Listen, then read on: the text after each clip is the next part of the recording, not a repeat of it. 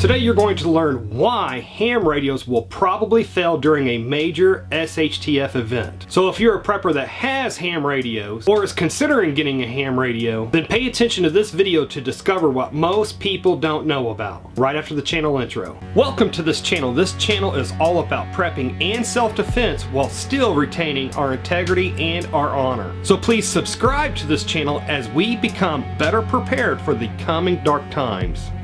So today you're going to learn why ham radios are probably going to fail after a major SHTF event. And you're also going to learn a possible fix for it.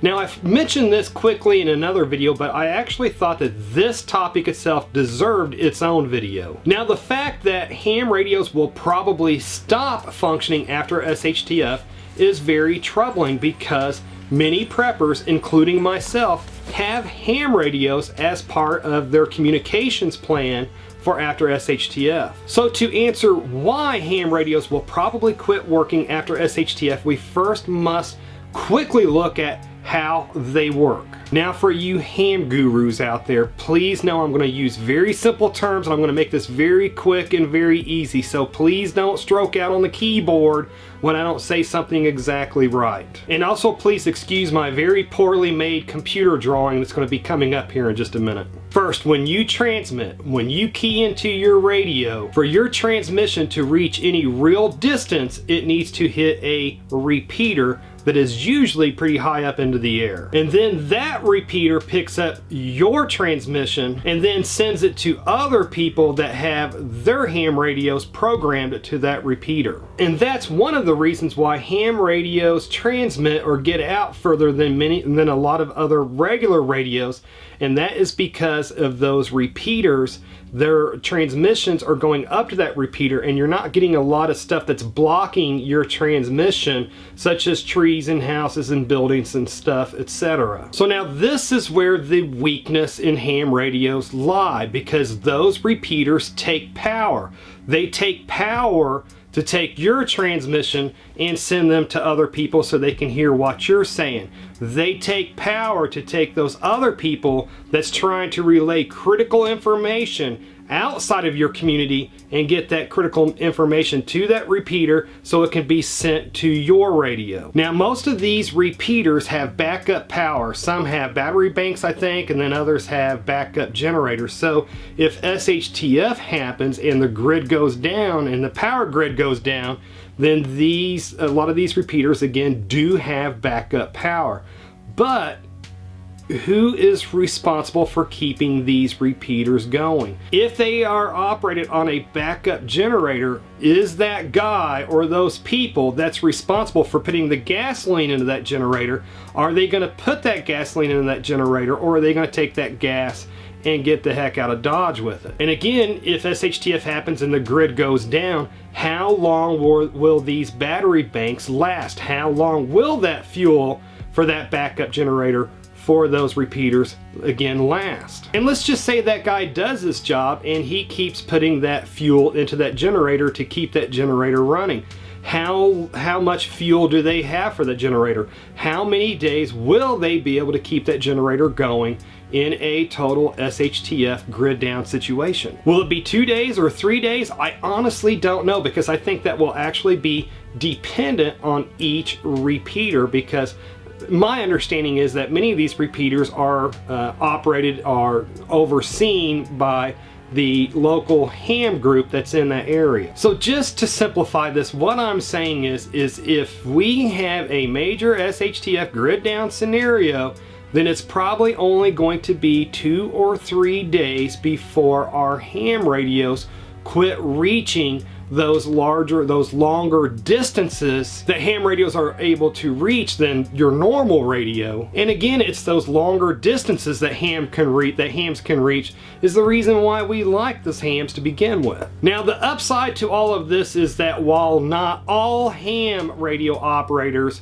are preppers, a lot of them are. And then even if they aren't preppers, a lot of them still take natural disasters, the fact that we can have them and do have them, they take those very seriously, so they do plan for power outages for those repeaters. So I'm saying all that to say, luckily, we're seeing more and more of those repeaters being set up with solar power. But then the big question becomes, how many of these repeaters across the United States are actually being outfitted with solar power? So my suggestion would be to you would be, if ham radios are a part of your communication plan for SHTF, then to try to find out if your repeaters around your area, if they have backup solar, or if they're solar powered or whatever. And I guess one way that you could do this is by joining your local ham club and just finding out through general conversation if your repeaters around your area are solar powered or have solar backup or what have you. Now luckily, if all of the repeaters do go down after a grid down event,